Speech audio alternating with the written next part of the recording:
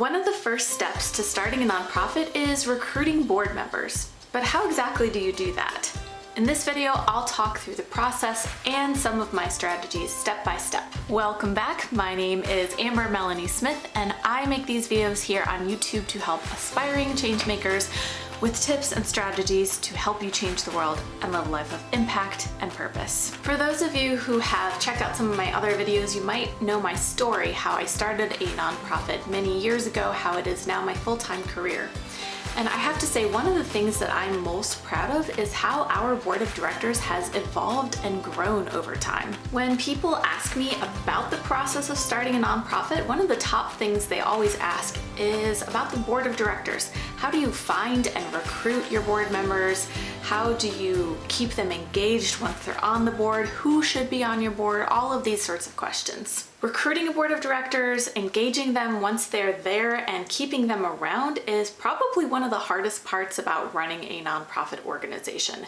But with some careful planning and strategy, you can totally pull it off. I've already done another YouTube video about some of the types of roles or skills or people you might want to have on your board. Check out that video. It's called Starting a Nonprofit Must Have Board of Directors Roles. So in this video, I'm going to focus on something a little different, which is the steps to actually recruit a board and get them started to help out your organization. This includes some of the legal steps and also some of the strategic and just good idea steps. Just a quick reminder, I hope this video is helpful to you. If you like it, please go ahead and give it a thumbs up and subscribe to my YouTube channel so we can see this thing grow and lots more people getting involved in making a difference in their communities. I've broken this video into 3 sections. The first is setting your expectations for your board of directors. The second is actually recruiting board members. And the third step is how do you onboard new board members. So let's get into that first part, setting expectations and rules for your board of directors.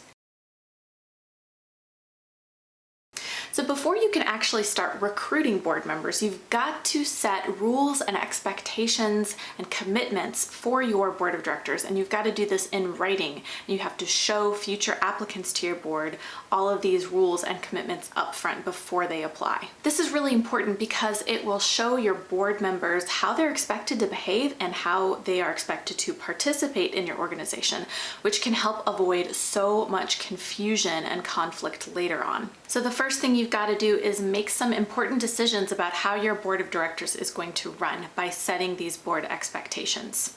Write this in a document. This document about the board expectations should include a lot of different things, including how long is a board term? 1 year, 2 years, 3 years, 5 years? There are pros and cons to different board term lengths, so do your research on what's going to work best for your organization before you decide on that. Now keep in mind, board members are unpaid volunteers, so you want to strike a balance between making sure they are representing and spending enough time on the organization to push its mission forward, but also understanding that probably they have some other day job and family commitments and other things that they're going to have to fit in their lives. In these expectations, you also want to include a list of things that board members are expected to do for the organization on a regular basis, such as participating in fundraising. That is a must-have for all nonprofit board of directors. Are you expecting your board members to go out and speak publicly about your organization, doing presentations or attending networking events as an ambassador to your organization? These are a couple of ideas, but you need to decide what's going to work best for your organization while considering that you need to strike that balance between people's other commitments in life and what they can give to your organization at that time. Another important thing that many boards do, and I highly recommend it, is to require that all board members participate in giving to the organization. This is called having 100% board giving. And the reason you do this is because when your board members or other volunteers are out going into the community to raise money for your cause, the people in the community are going to ask, well, do you give? You're the leadership. You have to set an example, and there's a great way of setting an example, and that is to make sure every board member is giving financially to your organization. Even if it's just a couple dollars because that's all they can afford, the idea is you have 100% participation, which means they are putting their money where their mouth is. Another thing you want to talk about, and I actually recommend this for all types of volunteers, not just board members, but to outline the type of time commitment they're going to be making. And I don't just mean the length of their board term like we talked about before, but I'm talking about the average or estimated time or hours per month that a board member might be expected to commit to the organization. I know for my organization, we estimate that board members will be giving about 15 hours of their time each month. The second step is to define your organization's values. And this is another one of those things that you want to have in writing, because remember, you're going to be showing all of this, these board expectations, these values, to prospective board members who are considering joining your organization to know if they're a good fit. So this is where you think about what morals and ethical values are important to you and to your organization to make sure that everyone participating is on the same page, that they are passionate, that they're committed, and they really understand their purpose for being there together for the good of your cause. This is also something that you should really consider putting on your nonprofit organization's website so that others in the community know what you stand for as well. This is not just what you stand for and what your organization stands for, but it's a promise to the community about how your nonprofit is going to behave and what others can expect of you in terms of your behavior as an organization. So values could include a number of things, from diversity and inclusion to open and honest communication to transparency and accountability as an organization, or even just a commitment to listening to each other and listening to the community and hearing the truth about what the community really needs from you, even if it highlights that you're not doing something the most effective way possible, because you can only change and improve when you know the truth. Now, all of this might seem like common sense, but when you put your values in writing, you attract the people who align with those values, and you're going to have a much smoother course ahead when you're looking for commitment and passion from those board members. A lot of organizations also do this by writing a code of ethics that they put on their website. Now, the third step is to write your nonprofit's bylaws. Now, this is part of the legal paperwork that you have to file in order to get your 501c3 tax exempt status as a nonprofit organization in the United States. Bylaws are like a set of laws, a set of rules that you are telling the government and the public about how you promise to run your organization. A lot of nonprofit professionals recommend that you don't put an extreme amount of detail into your bylaws, because if you restrict yourself too much and then you do something contrary to what's in your bylaws, you can actually get in legal trouble. So you want to make sure that what you put in there is a good balance of specific and general, so that you can be able to follow those rules without constantly having to vote on amending the bylaws to meet the new way of doing things. For example, you should put in your bylaws the maximum number of board spots that your nonprofit can have. For smaller nonprofits, it's usually a smaller number. As you grow, board spots might get bigger. I also always recommend having an odd number of board spots in case you need to have a vote and you need someone who can be a tiebreaker. Your bylaws will also include how many times per year minimum you meet and vote on things as a board of directors.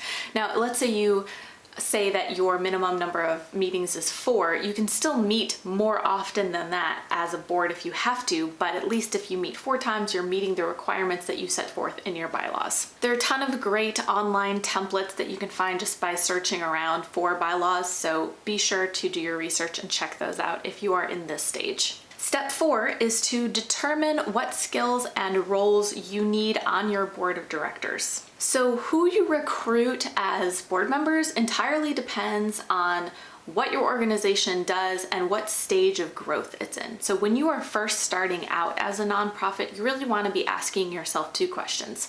The first is, what does my organization want to accomplish within the next year to 3 years, or whatever the equivalent of your board term might be? And second, What skills and roles of board members can help us achieve those specific goals? For example, let's say that your nonprofit's goal is to help 20 families transition out of homelessness over the next 3 years.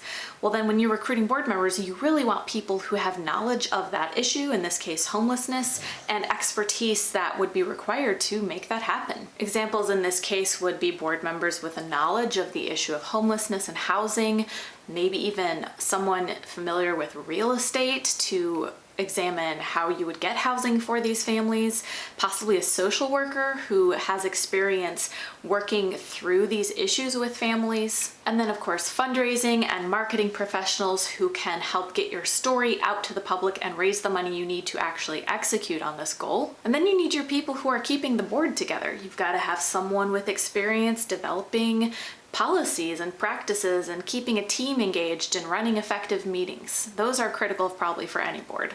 Okay, so now we are moving on to part 2, which is all about recruiting your board members. So the process of recruiting board members may feel a little intense, but one of the biggest lessons I learned running my organization was that it's better to set your expectations of board members high and have fewer board applicants because not as many people can meet your high expectations. It's better to do that than to set low expectations, bring in a ton of applicants, and bring on people who might not actually be the best fit or able to commit to the level that you're looking for. So the first thing you want to do when recruiting board members is to create your board application process and actual application form itself. You really want to be thinking in advance about how you're going to fairly score the applicants based on their skills, expertise, experience, and whether they're going to meet the needs of your nonprofit in the stage that it's in at that time. In my own organization, we have an application process where prospective board members will actually rank themselves in a different set of skills. So technology, web design, marketing, fundraising, accounting, they'll rank themselves either expert level or beginner level, and they'll choose, and that lets us know how they view their own skill sets. So that's, in our opinion, a very fair way of doing it. This really challenges candidates to assess themselves honestly, which is a good thing. Also, you want to be sure that you are reiterating your board expectations, those values that you wrote out before.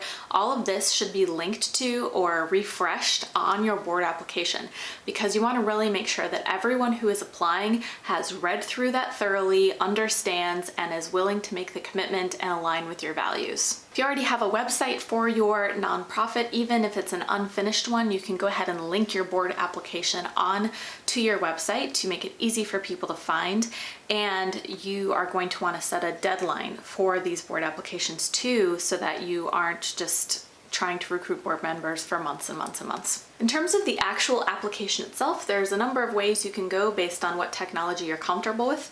You can have people actually fill out a Word document or a Google document. You can use a tool like SurveyMonkey, or you can use something like Google Forms. It's whatever is going to be easiest for both the candidate to access and fill out, and for you to take the time to review at the end. Step 6 is to share and promote your call for board applicants. So we talked about setting a deadline, and another thing you want to do is to write out what the board candidates can expect after they apply. So a timeline of when they can expect to hear from you, when you will announce who you've chosen or declined. In terms of where to actually share the link to your board application, well, you want to make sure that you're meeting 2 criteria if you possibly can.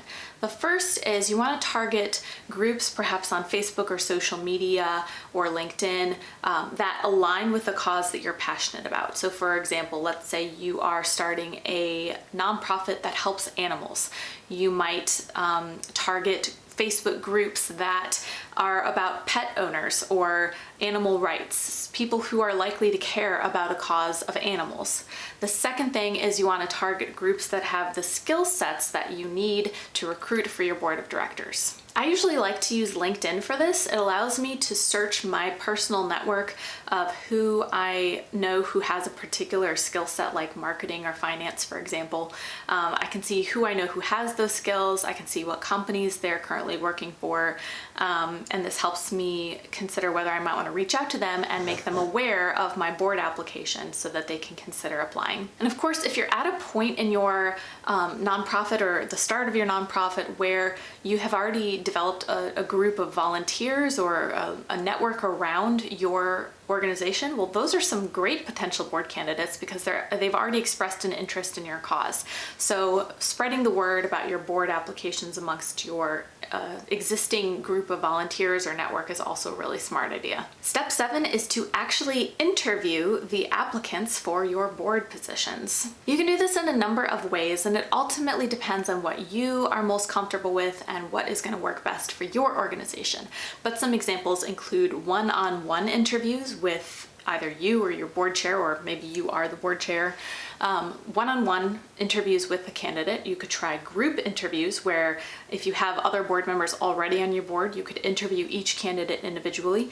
Or one thing that my organization has tried over the past year that I think has been very successful is it's kind of a networking party. So we're inviting all of the board candidates to come together. All of our existing board members mingle and network and talk to each candidate and get to know them a little bit and ask them some questions. So it's a very kind of laid back format that takes some of the pressure off because interviews can be kind of intimidating.